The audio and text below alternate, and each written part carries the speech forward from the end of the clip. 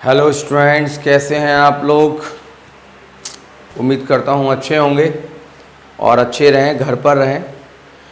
देखिए, हम last class में जो डिस्कस कर रहे थे ज्योमेट्रिकल आइसोमेरिज्म, उसमें हम लोग कॉन्फिगरेशनल नोमेनक्लेचर के बारे में बात कर रहे थे। कॉन्फिगरेशनल नोमेनक्लेचर मीन्स हम जो डिफरेंट अरेंजमेंट्स बनाते हैं, उन डिफरेंट अरेंजमेंट्स का हमें नोमेनक्लेचर करना है, उनका हमें नाम बनाना है। ओके, तो हमने ज्योमेट्रिकल आइसोमर्स के जो डिफरेंट अरेंजमेंट्स लिए थे, उनके हम किस तरह से नाम बनाएंगे। तो सबसे पहले मैंने डिस्कस किया था सिस एंड ट्रांस, और सिस ट्रांस में हमने बोला सेम ग्रुप सेम साइड, और दूसरा मैंने बोला सेम ग्रुप अपोजिट साइड। ये ट्रांस था। तो सिस और ट्रांस की बात करी, कुछ एग्जांपल्स भी हमने वहां पर लिए थे। देखिए, एक एग्जांपल मैं यहां पर आपको लेना चाहता हूं, C double bond and single bond HCH3। तो ये सेम एटम्स हैं और सेम साइड है, मेरे को इससे कोई लेना देना नहीं है। सेम एटम सेम साइड है, ये सिस कंडीशन हो सकती है। ओके, ये सिस हो सकता है। और जो सबसे इंपॉर्टेंट बात ज्योमेट्रिकल आइसोमेरिज्म के लिए आपको याद रखनी है, सबसे इंपॉर्टेंट बात जो ज्योमेट्रिकल आइसोमेरिज्म के लिए याद रखनी है, वो स्पेस। अगर आप स्पेस याद रखते हैं, मैंने बताया था लास्ट क्लास में, स्पेस अगर आपको लर्न रहता है तो समझ लीजिए आप ज्योमेट्रिकल आइसोमेरिज्म इजीली बना सकते हैं। ठीक है, सिस और ट्रांस के एग्जांपल बहुत सारे हमने 11th में भी किए थे, लास्ट क्लास में भी हमने किए थे। अभी हम थोड़ा सा आगे बढ़ते हैं और हम इंपॉर्टेंट, सबसे इंपॉर्टेंट जो इसमें नोमेनक्लेचर है, कॉन्फिगरेशनल नोमेनक्लेचर है, E and Z configuration nomenclature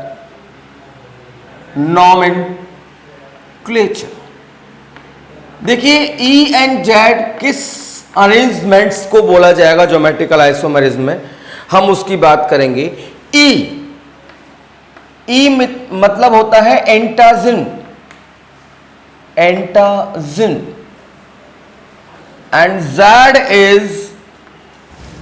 Z is जुस्सामेन।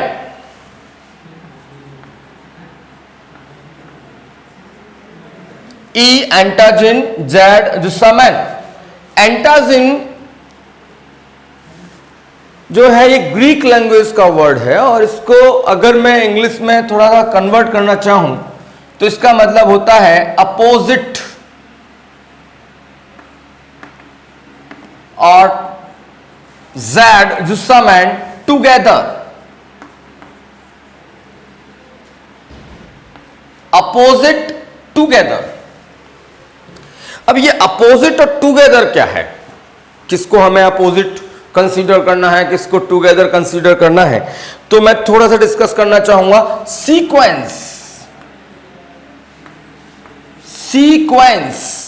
Sequence के बारे में बात करनी है। सीक्वेंसेस होंगे वो अपोजिट होंगे या टुगेदर होंगे। जैसे वहां सिस एंड ट्रांस में क्या था, सेम एटम सेम साइड, यहां same sequence same side together. ठीक, सेम सीक्वेंस अपोजिट साइड, क्या हो जाएगा आपका, एंटाजिन। सीक्वेंस जो यहां पर हम कंसीडर करेंगे, उसके लिए हमें सीक्वेंस रूल देखना पड़ेगा, सीक्वेंस रूल। और इस सीक्वेंस रूल का नाम है केन इनगोल्ड प्रीलॉग रूल। केन इनगोल्ड प्रीलॉग रूल, शॉर्ट में हम लोग इसको बोलते हैं CIP रूल। देखिए, मैं इस CIP रूल से आपको सीक्वेंस लेना सिखाऊंगा।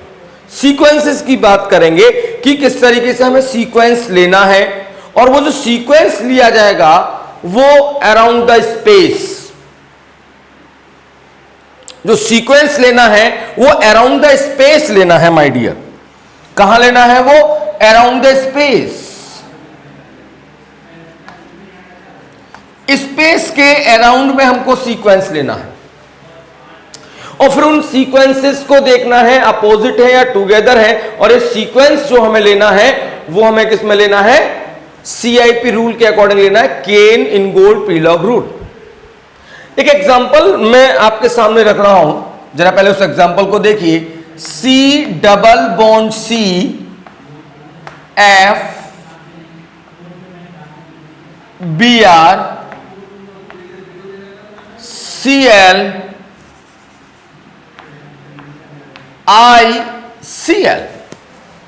देखिए सर, ये स्पेस है और ये स्पेस है according to the geometrical isomerism. Geometrical isomerism का स्पेस है, इस स्पेस में हम ज्योमेट्रिकल आइसोमर्स बना सकते हैं।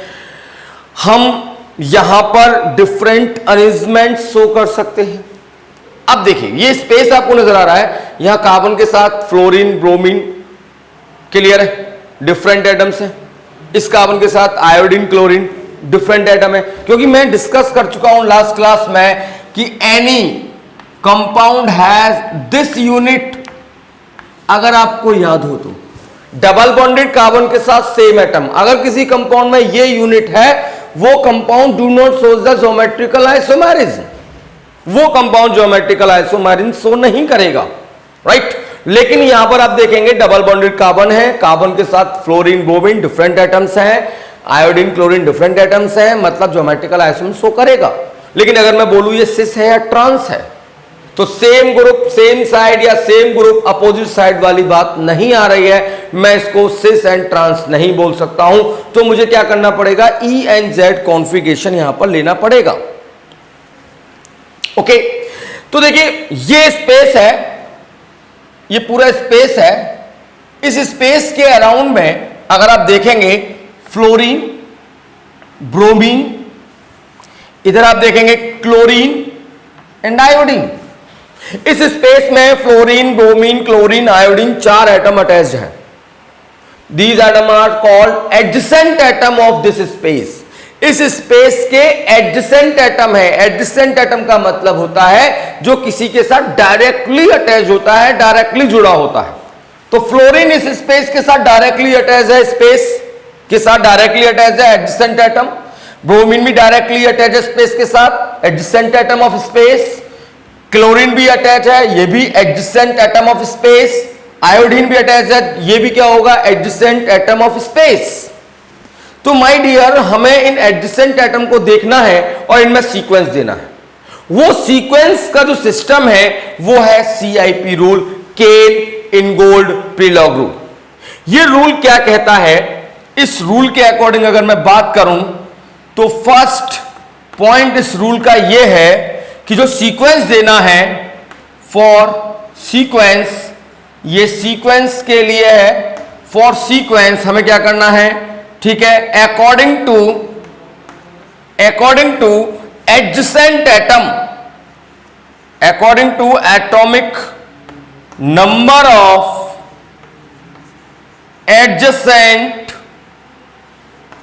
Atom of space. जो स्पेस है उसके एडजेसेंट एटम के एटॉमिक नंबर के अकॉर्डिंग देना है। तो माय डियर, ये आपको रूल समझ में आया। पहला रूल है CIP rule, according to atomic number of adjacent atom of space. देख लीजिए, अगर मैं इसकी बात करूं, क्लियरली समझिएगा। ब्रोमीन का जो एटॉमिक नंबर है 35, फ्लोरीन का एटॉमिक नंबर 9, क्लोरीन का एटॉमिक नंबर 17 एंड आयोडीन का एटॉमिक नंबर 53। राइट? मेरी बात समझ में आ रही है कि नहीं आ रही? तो 9 है, 35 है, 17 है, 53 है। तो देखिए यहां स्पेस में ये एडजेसेंट एटम, स्पेस का ये एडजेसेंट एटम, स्पेस का ये एडजेसेंट एटम, स्पेस का ये एडजेसेंट एटम। अब यहां पर आपको सीक्वेंस देना है। चलिए सीक्वेंस देते हैं। इसमें सीक्वेंस हमको देना है, राइट? तो माय डियर, इन दोनों में किसका एटॉमिक नंबर ज्यादा है? 35, तो इसको दिया जाएगा 1 सीक्वेंस, और इसका कम है, इसको दिया जाएगा 2 सीक्वेंस। इस स्पेस के राइट हैंड में 2 एटम है उन दोनों एटम्स को देख करके, उनके एटॉमिक नंबर को देख करके मैंने सीक्वेंस दिया, 1 sequence and 2 sequence according to the atomic number of adjacent atom of space. Space में जो एडजेसेंट एटम है उनके एटॉमिक नंबर के अकॉर्डिंग देना है। जिसका एटॉमिक नंबर ज्यादा होगा, जिसका एटॉमिक नंबर ज्यादा होगा उसका सीक्वेंस ज्यादा दिया जाएगा। मैंने स्पेस के राइट हैंड में दे लिया, अब स्पेस के लेफ्ट हैंड में देखिएगा। स्पेस के लेफ्ट हैंड में देखिएगा 17 और 53, किसका एटॉमिक नंबर ज्यादा है? आयोडीन का 1 सीक्वेंस, इसका कम, कौन सा हो गया? 2 सीक्वेंस। तो स्पेस के राइट हैंड में 1 और 2 सीक्वेंस, स्पेस के लेफ्ट हैंड में 1 और 2 सीक्वेंस। 2 और 2 अपोजिट हैं, 1 और 1 सीक्वेंस अपोजिट हैं। मैंने यही बोला है, जहां अपोजिट सीक्वेंसेस होंगे उसको हम क्या बोलेंगे? ई। मतलब दिस कॉन्फ़िगरेशन इज ई। ये ई कॉन्फ़िगरेशन है। इस अरेंजमेंट को ई नाम दिया गया है। तो ज्योमेट्रिकल आइसोमर्स में जो डिफरेंट अरेंजमेंट्स होते हैं एटम और ग्रुप्स के, ठीक है, उनके अकॉर्डिंग हम लोगों को क्या करना है? उनका नॉमेनक्लेचर करना है, जिसको हम कॉन्फ़िगरेशनल नॉमेनक्लेचर बोलते हैं। 3 तरह के नॉमेनक्लेचर हैं आपके सिलेबस में। एक है आपका जो है सिस एंड ट्रांस, दूसरा ई एंड जेड, और तीसरा है anti and syn. Cis and trans की बात कर ली, अब हम ई एंड जेड की बात कर रहे हैं, फिर एंटी एंड सिन की बात करेंगे। टॉपिक हमारा फिनिश हो जाएगा। देख लीजिए सर, आप यहां पर देख लीजिए, ई कॉन्फ़िगरेशन है ये। अब देखिए, अगर मैं इसका ज्योमेट्रिकल आइसोमर्स बनाता हूं तो आपको मालूम है रेस्ट्रिकेटेड रोटेशन, और रेस्ट्रिकेटेड रोटेशन अगर मैं यहां करूंगा तो आप समझ गए, या तो मैं यहां करूं या तो मैं यहां करूं। स्पेस में 2 एटम है, दोनों एटम में से किसी एक एटम में हमें क्या करना है? रोटेशन करना है। That is called the restricted rotation. तो माय डियर, इसमें करिए, इसमें करिए, कोई प्रॉब्लम नहीं। मैं यहां कर देता हूं, रोटेशन करूंगा इसमें ऐसे करके, तो ब्रोमीन ऊपर, फ्लोरीन नीचे, और फिर यहां आ जाएगा। यहां पर क्या करेंगे आप? आयोडीन और क्लोरीन एज इट इज रखना है, क्योंकि रेस्ट्रिकेटेड रोटेशन है। सीक्वेंस 1 2, राइट हैंड में स्पेस ये हो गया। इधर देखिएगा 1 2, sequence together, sequence same side. इसका मतलब है दिस इज अ जेड। ये जेड हो गया, समझ गए होंगे आप। ओके, तो एक एग्जांपल हमने लिया, एक एग्जांपल और हम यहां पर ले लेते हैं, राइट? 1-2 एग्जांपल्स फटाफट से लेते हैं और फिर और इसमें रूल्स देखेंगे।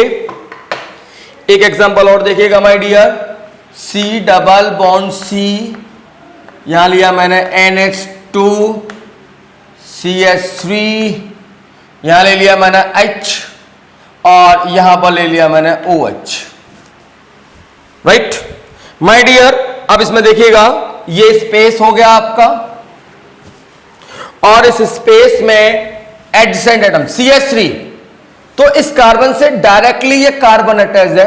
This is the adjacent atom.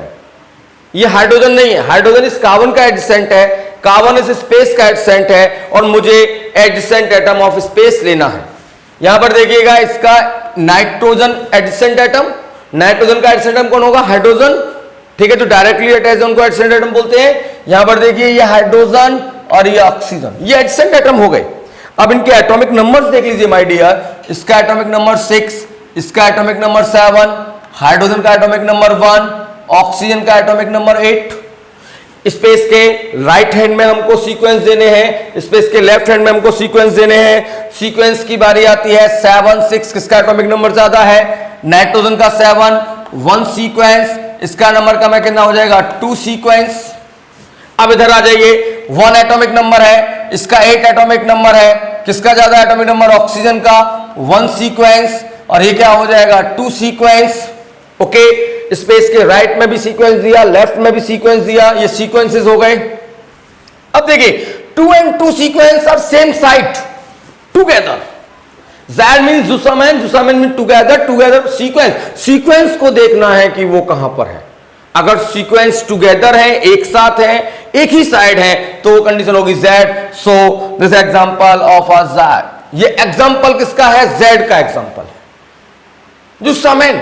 अब जो भी इसका नाम आता है, ये कॉन्फ़िगरेशन नोमेनक्लेचर हो गया। अगर आप इसका ई बनाना चाहते हैं तो आपको क्या करना है? रेस्ट्रिकेटेड रोटेशन करना है किसी एक जगह पर। ओके, चलिए एक एग्जांपल मैं और ले रहा हूं और मैं दूसरे रूल्स की बात करूंगा, सेकंड रूल की बात करूंगा। सेकंड रूल की बात करते हैं हम लोग यहां पर, C double bond C H D CH3 H, ठीक है, ये एग्जांपल हमने ले लिया। माय डियर, स्पेस अगर आप इसमें देखना चाहें तो सेम एटम अपोजिट साइड आ रहे हैं, ये नहीं है कोई प्रॉब्लम नहीं, सेम अपोजिट साइड आ रहा है, तो मैं इसको सिस भी सॉरी माफी चाहूंगा, मैं इसको ट्रांस बोल सकता हूं, ट्रांस, ये ट्रांस हो सकता है, बिल्कुल हो सकता है, H H opposite side trans, लेकिन नहीं, मेरे को नॉमेनक्लेचर क्या करना है, ई एन जेड करना है इसका। तो ई एन जेड जब मैं इसका नॉमेनक्लेचर करूंगा तो कैसे करूंगा, समझिएगा क्लियरली। ये स्पेस के adjacent atom hydrogen D, D क्या है, deuterium, this is the isotope of hydrogen, deuterium, इसका H, ओके, और ये इसका एडजेसेंट एटम कार्बन, राइट। देखिए यहां मैं अगर देखता हूं तो इसका एटॉमिक नंबर 1, इसका एटॉमिक नंबर 6, सीक्वेंस में इजीली दे पा रहा हूं, 1 सीक्वेंस 2 सीक्वेंस, जिसका एटॉमिक नंबर ज्यादा होगा उसका सीक्वेंस ज्यादा होगा, जिसका एटॉमिक नंबर कम होगा उसका सीक्वेंस कम होगा। एडजेसेंट एटम को देखा मैंने, दे दिया।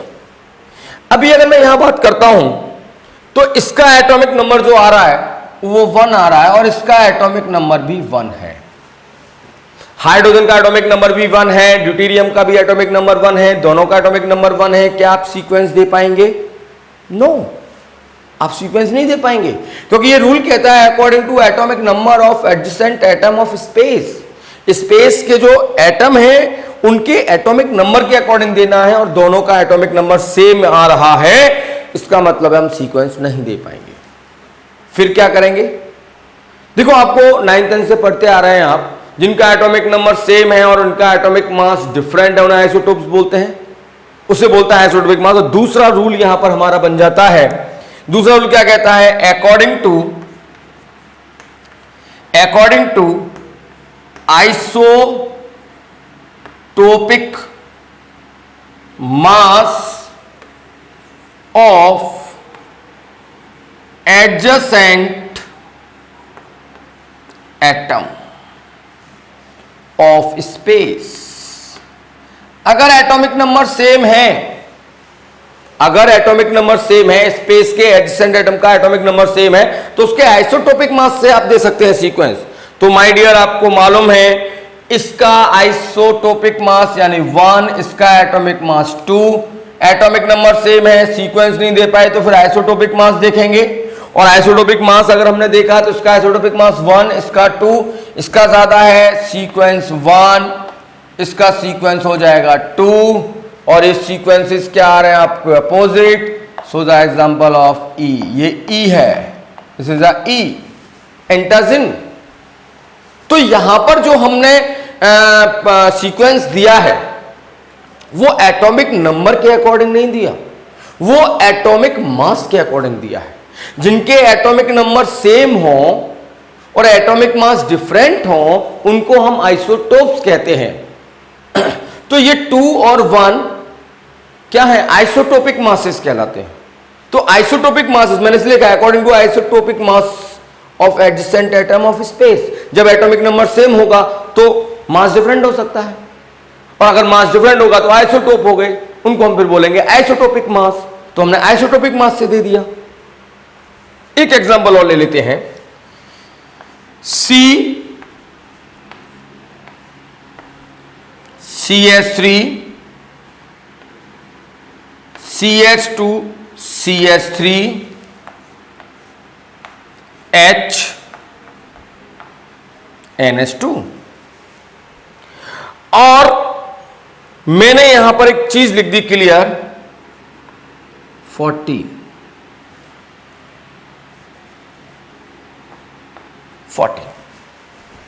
देखिए यहां पर हाइड्रोजन के जो आइसोटोप्स होते हैं उनके सिंबल्स डिफरेंट है। हाइड्रोजन के आइसोटोप्स आपको मालूम है, hydrogen H, deuterium D, tritium T। लेकिन बाकी के जो आइसोटोप्स हैं उनके सिंबल सेम है, चाहे वो कार्बन के हों, क्लोरीन के हों, बोरोन के हों, नाइट्रोजन के हों, सल्फर के हों, फ्लोरीन के हों, है ना, या किसी और के हों, सबके जो आइसोटोप्स हैं उनके सिंबल सेम है, केवल हाइड्रोजन वालों के डिफरेंट है। तो ये मैंने H और D करके सिंबलाइज कर दिया। लेकिन यहां पर अगर मैं बात करूंगा तो ये भी कार्बन है, ये भी कार्बन है, तो मुझे क्या मालूम, क्योंकि नॉर्मल अगर मैं कार्बन लिखता हूं, अगर मैं नॉर्मल किसी को कार्बन, जैसे मैंने लिख दिया CH3, तो सिंपल बात है इस कार्बन का जो एटॉमिक मास होगा वो कितना माना जाएगा, 12। लेकिन अगर मैं इसका आइसोटोप ले रहा हूं तो इसलिए मैंने यहां पर लिख दिया C14। ये कार्बन का आइसोटोप लिया है C14 वाला और ये कार्बन नॉर्मल है। ओके, तो देखिए मैं सीक्वेंस करता हूं, ये स्पेस में adjacent atom H, N, C, C, ये एडजेसेंट एटम है। आपको मालूम है एटॉमिक नंबर नाइट्रोजन का ज्यादा है, सीक्वेंस 1, हाइड्रोजन का ज्यादा है, हाइड्रोजन का कम है तो सीक्वेंस 2। यहां दोनों कार्बन की अगर मैं बात करूंगा तो इस कार्बन का एटॉमिक नंबर भी 6, इस कार्बन का एटॉमिक नंबर भी 6। पहला रूल देखिएगा, एटॉमिक नंबर से दे रहे हैं, एटॉमिक नंबर सेम है, नहीं सीक्वेंस दे पाएंगे। फिर मैं क्या देखूंगा, आइसोटोपिक मास, तो इस कार्बन का आइसोटोपिक मास 14, यहां कोई इंडिकेट नहीं है तो मैं 12 मानूंगा, नॉर्मल कार्बन मानूंगा, आइसोटोपिक नहीं मानूंगा, ये आइसोटोपिक कार्बन है। 14 इसका 12, अब इसका 14 है, इसका 12 है, तो किसका एटॉमिक नंबर ज्यादा है, C14, तो ये हो जाएगा 1 सीक्वेंस, ये हो जाएगा 2 सीक्वेंस। सीक्वेंस अपोजिट आ रहे हैं भैया आपके, तो ये भी किसका एग्जांपल हो गया, E। इस कॉन्फ़िगरेशन का नाम भी क्या होगा, E, that is the E। Rule number 1, rule number 2 हो चुका है। अब मैं रूल नंबर 3 की बात करूंगा, कुछ एग्जांपल्स ऐसे लूंगा। तो मैं रूल नंबर 3 की बात करना चाह रहा हूं मेरे बच्चे, माय डियर्स। ये एग्जांपल मैं यहां से रब कर लेता हूं और मैं अब रूल नंबर 3 की बात करता हूं। ये CIP रूल है माय डियर, मैं आपको बता देना चाहता हूं, ये CIP रूल है, CIP रूल है। ओके, और ये सीक्वेंस हमने दिए, 2 रूल बताए, मैं तीसरा रूल बता रहा हूं, लेकिन उससे पहले का एग्जांपल मैं ले रहा हूं। एग्जांपल है C double bond C, CHO, CH3, NH2 और H। ये स्पेस है, इस स्पेस में ये एडजेसेंट एटम, ये एडजेसेंट एटम कार्बन, हाइड्रोजन और nitrogen adjacent atom. Atomic number nitrogen का ज्यादा है 1 सीक्वेंस, हाइड्रोजन का कम है 2 सीक्वेंस। अगर मैं इन कार्बन की बात करूं तो दोनों का एटॉमिक नंबर सेम है। और देखिए जैसे मैंने यहां पर C14 लिख रखा था, इसको आइसोटोपिक इंडिकेट कर रहा है, इसको आइसोटोप इंडिकेट कर रहा था कार्बन का, ऐसा मैंने यहां नहीं ले रखा, नॉर्मल लिखा हुआ है कार्बन। और मैंने बोला जहां नॉर्मल कार्बन होगा उसका एटॉमिक नंबर कितना कंसीडर किया जाएगा, 12। तो दोनों का एटॉमिक मास भी सेम है, यानी आइसोटोपिक कंडीशन भी नहीं है यहां पर, दोनों का मास भी सेम है, दोनों का एटॉमिक नंबर सेम है। ना तो मेरा ये रूल लग पा रहा है according to atomic number of adjacent atom, क्योंकि दोनों का एटॉमिक नंबर सेम है, ना मेरा ये रूल लग पा रहा है according to isotopic mass of adjacent atom, क्योंकि दोनों के एटॉमिक मास भी सेम है। मेरे दोनों रूल नहीं लग पा रहे। देखिए सबसे पहले हम लोग ये वाला रूल फॉलो करते हैं। अगर ये रूल फॉलो नहीं करता है, जैसे मान लीजिए यहां पर ये रूल फॉलो कर गया, हो गया। अगर यहां पर देखेंगे आप दोनों का एटॉमिक नंबर सेम है तो ये रूल फॉलो नहीं कर रहा है, तो हमने क्या किया, according to isotopic mass of adjacent atom. इस CIP रूल को याद रखिएगा, ये आगे चल के ऑप्टिकल आइसोमेरिज्म में भी काम आएगा, यानी कि 2 टॉपिक का एक ही रूल है। ये ज्योमेट्रिकल आइसोमेरिज्म में भी काम आ रहा है, ये ऑप्टिकल आइसोमेरिज्म में भी काम आएगा, क्योंकि ऑप्टिकल आइसोमेरिज्म भी एग्जांपल है किसका एग्जांपल है माय डियर, वो भी एग्जांपल है आपका जो है स्टीरियो आइसोमेरिज्म का। वहां भी स्पेस होगा, वहां भी डिफरेंट अरेंजमेंट्स होंगे, वहां भी कॉन्फिगरेशनल नोमेनक्लेचर होंगे, वो अलग स्पेसिस हैं, यहां अलग स्पेसिस हैं। जब दोनों टॉपिक पढ़ लेंगे तो हम इसको बहुत शॉर्ट में कर देंगे।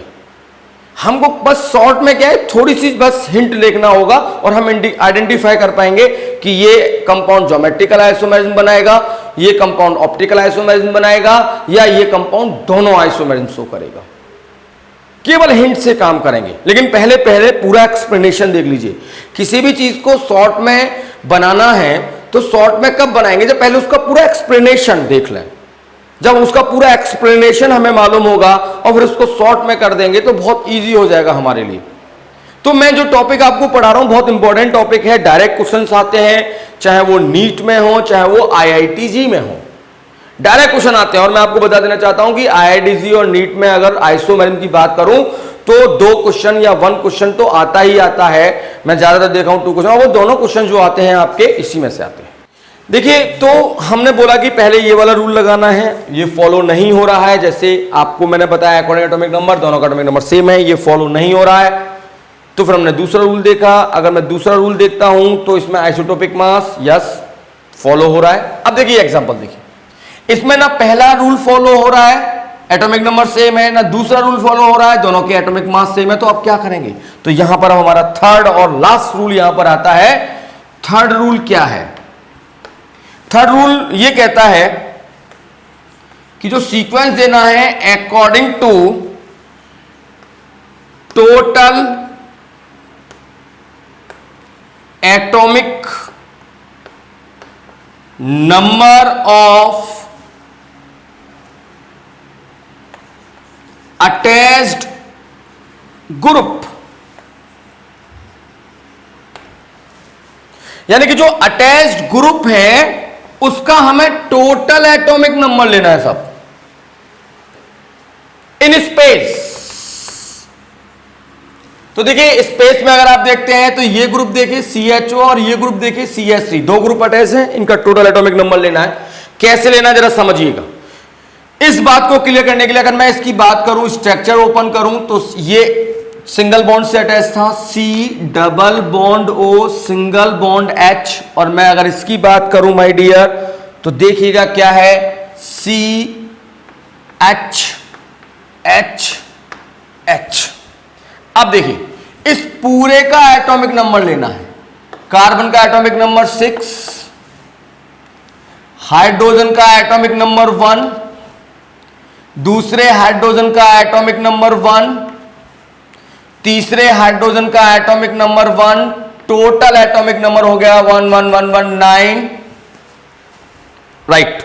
अब ऊपर देखिएगा इस कार्बन का एटॉमिक नंबर, इसका देखिएगा मैं बना रहा हूं इसका, इस कार्बन का एटॉमिक नंबर 6 प्लस हाइड्रोजन है यहां पर, इसका एटॉमिक नंबर 1 प्लस।